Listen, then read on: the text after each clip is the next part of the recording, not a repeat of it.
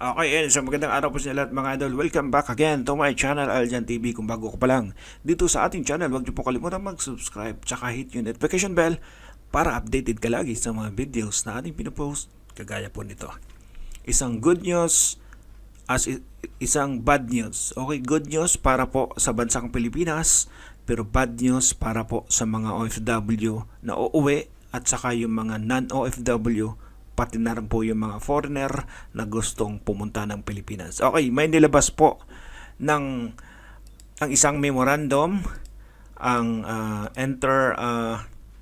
Agency Task Force for the Management of Emerging Infectious Disease or National Task Force Against COVID-19 or yung IATF noong nakaraang March 16, 2021, Memorandum Circular Number 2021, kung saan ang pinaka-subject po nila is yung temporary suspension of travel into the Philippines of foreigner and returning OFWs Filipinos who are non-overseas Filipino workers. Okay, so ano ito? Pag-usapan po natin mga idol, just in case hindi nyo pa narinig ang balitang ito.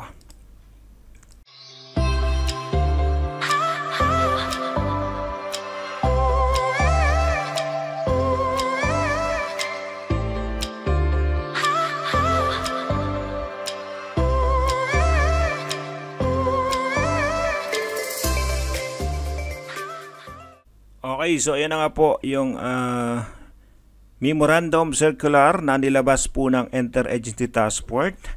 May kita po ito sa page mismo ng National Task Force Against COVID-19, just in case gusto nyo makita or gusto nyo basahin.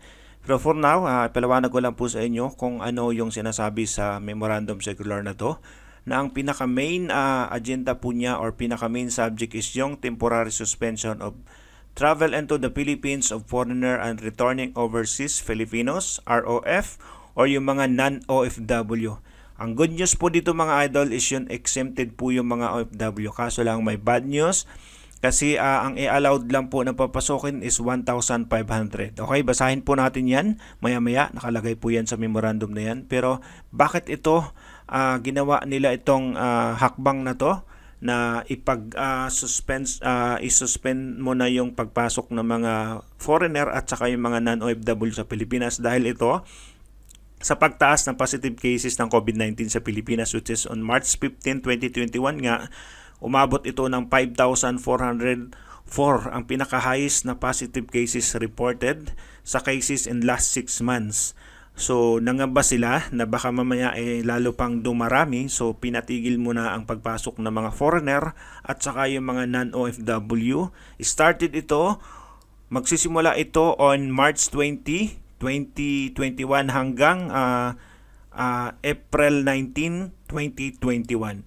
Okay, ito po yung sinasabi ko sa inyo kanina na hindi po kasali dito yung mga OFW. Kaso lang po, meron pong limited lang po yung number ng mga OFW na papasokan. Makita nyo po dyan sa baba, 1,500 lang po ang number ng inbound international passenger arrival to the 1,500 a day, and the temporary suspense of entry of foreign national returning overseas Filipinos are non-OFWs beginning 20th of March 2020 hanggang 19 of April 2020. So 29 days, so mga 1 month po ito siya.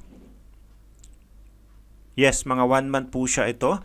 Meron po siya mga exemption, which is basahin po natin maya-maya. Pero ang pinakaano po dito mga idol, baka hindi nyo po magets yung 1,500.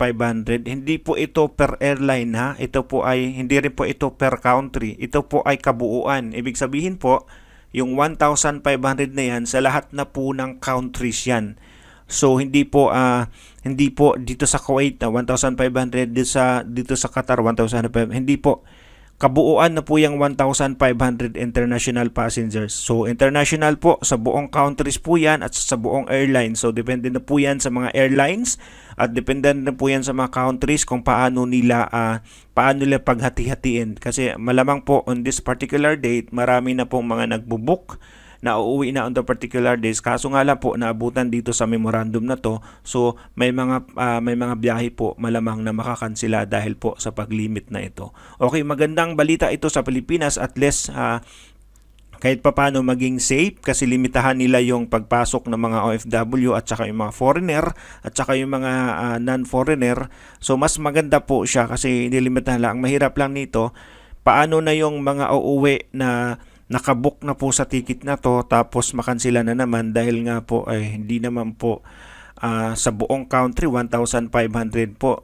Paano na po yung mga nakabook na at saka yung mga pauwi na po sa particular date na ito. Kaya sabi ko nga po, maraming makakansilang mga flight dahil po sa bagong memorandum na to. Okay, may mga exemption po dito mga idol, which is basahin po natin kung ano yung exempted sa makapasok lang po sa Pilipinas during this particular ban. Meron po ditong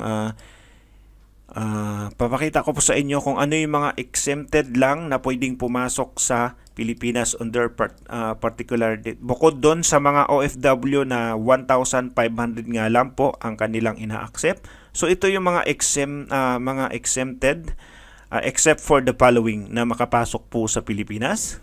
Okay, kaya po na sinabi ko kanina, yung mga exempted lang po dito is yung mga holders of 9C visas. Yan, meron pong report yung inquirer.com.net po niyan regarding kung ano ba yung mga holders of 9C visas. Ipapaliwanag ko rin po sa inyo lahat mamaya. Number 2 is yung mga medical repatriation under escort duly endorsed by the Department of Foreign Affairs of the Undersecretary for Migrants Worker Affairs or DFA, OU or OMWA or the Overseas Workers Welfare Administration. Yung may mga medical repatriation po kasama yung mga escort and exempted po kayo, makakapasok po kayo. Yung mga distress ROF, returning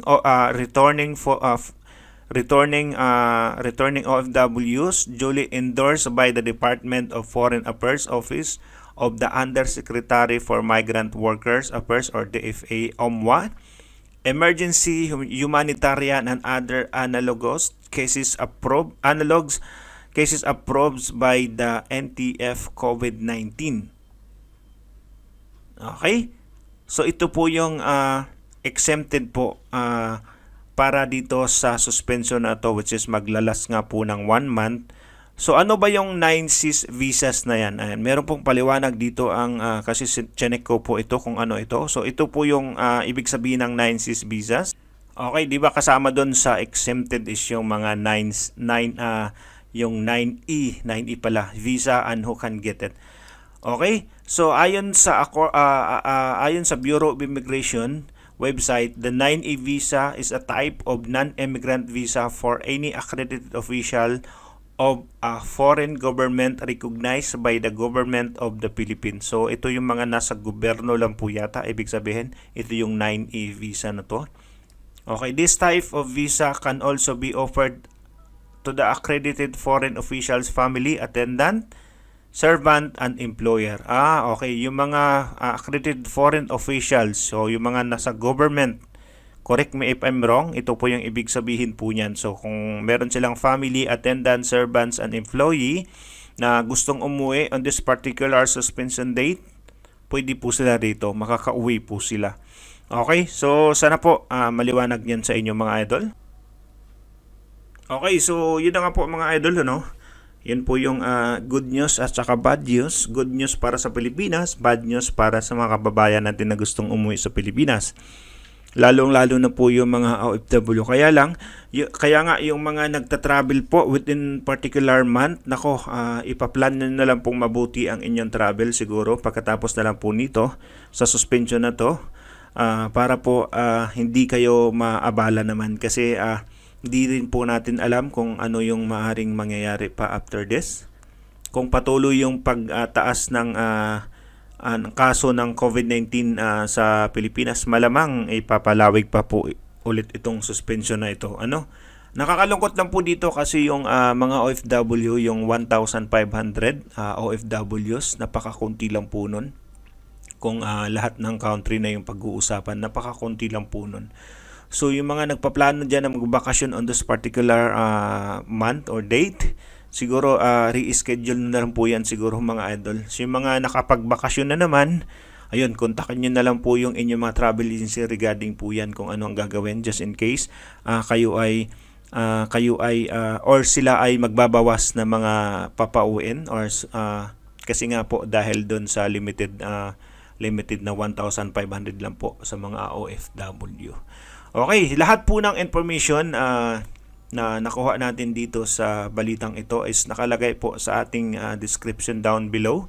Yung mga link po, source, kung saan natin nabasa itong advisory na to para po just in case gusto nyong tingnan.